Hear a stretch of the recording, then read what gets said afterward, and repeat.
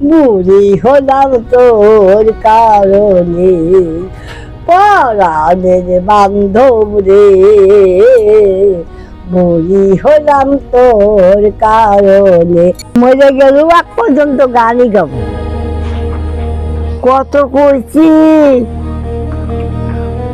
কত সাংবাদিকের কাছেও কইছি যে শেখ হাসিনা থাকতে যে আমার একটা 21 পদক দেয়।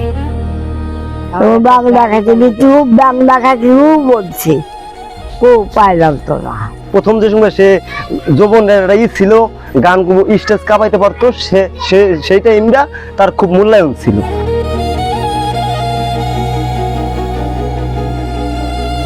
বুড়ো হয়ে গেছি না, বুড়ো হয়ে গেছি, রূপ নাই, যৌবন নাই, এই জন্য মানুষ জিজ্ঞাসী না। অসুস্থ ভুগি, একটা ভালো মানুষের কাছে গেলে ধরে যাই হোক তাড়াতাড়ি কাজ হইব, এই জন্য আসে না। মরে গেলেও এক পর্যন্ত গানই গাবো। মার অবস্থা খুবই খারাপ। এখন আমি যে পয়সাটা আমি নিয়ে আইছি, এখন আমার আইতে শেষ। আর আমিও এসে দেখি আমার মার কাছে টাকা পয়সা নাই। এখন আমি কি করব? হাতে টাকা থাকলে একটা বুদ্ধি হয়।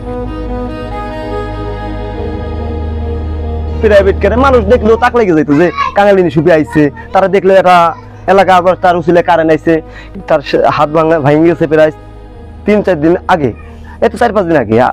তার চিকিৎসা হয়েছে হলো আজকে বুধবার, তার চিকিৎসা হয়েছে আজকে।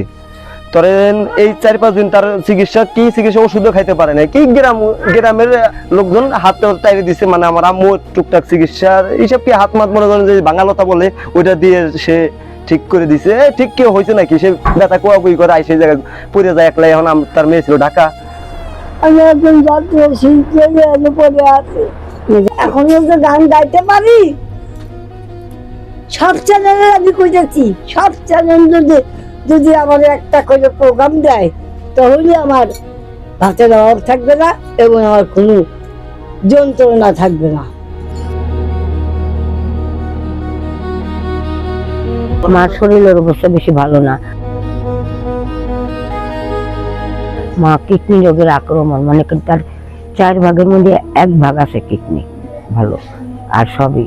ধরেন যে শিল্পী, মানে রাজবাড়ী জেলার এবং পুরা বাংলাদেশের একটা গণ্যমান্য শিল্পী, এই শিল্পীর এবারকার কোরবানি গোস্তরে তার হয় নাই, তাইলে সে কি পরিবেশে আছে আমরা দেখতেছি সবাই। অন্তপক্ষে যে এখন ধরেন যে আমরা সাংবাদিক বাইরে আইছে, আমরা বলতেছি যেটা সেটা পরিবেশে সবটাই সত্য।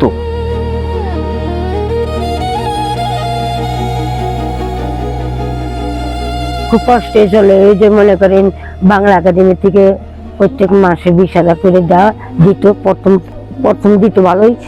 এই যে মনে করেন এই 2-3 মাস ধরে মনে করেন টাকাটা এই মাসের টাকা ওই মাসের 10 তারিখে দেয়। চিকিৎসা, এই যে টাকা পয়সা নাই, চিকিৎসা কেমনে করে করবো? এখন তার হার্টের একবার হার্টের স্ট্রোক করছে।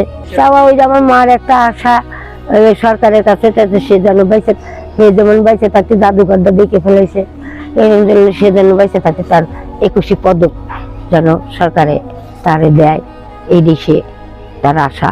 সরকার যেন এইভাবে দেখে, যেন সে যে কয়দিনই বাঁচে, যেন চাইলে ডাল ভাত খেয়ে যেন বাঁচতে পারে, চিকিৎসা করতে পারে। এই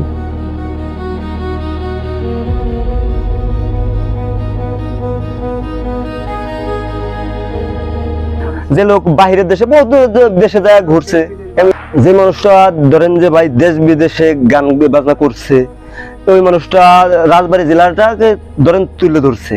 ওই মানুষটাই আজকে এই যে অসুখ, ধরেন যে হাত ভেঙে রয়েছে, সেই মানুষটাই যে অসুস্থ হয়ে ভুগছে। এখন মাননীয় প্রধানমন্ত্রী যদি তার দিকে সুনজরে তাকায়, যতটুকু চেষ্টা হয় তাকে আবার সেই আগের শেষ জায়গায় যদি নিয়ে তাকে নেয়, তাহলে আমরা এলাকার লোক যারা আছে সবাই অন্তত পক্ষে খুশি হব। নতুন সরকারের কাছে, এমন জনগণের কাছে বলতেছি, এমন সাংবাদিক যারা আইছেন তাদের কাছেও আমি বলতেছি, যাতে আমি 21 পদকটা পাই, এই যে আমার শেষ পাওয়া।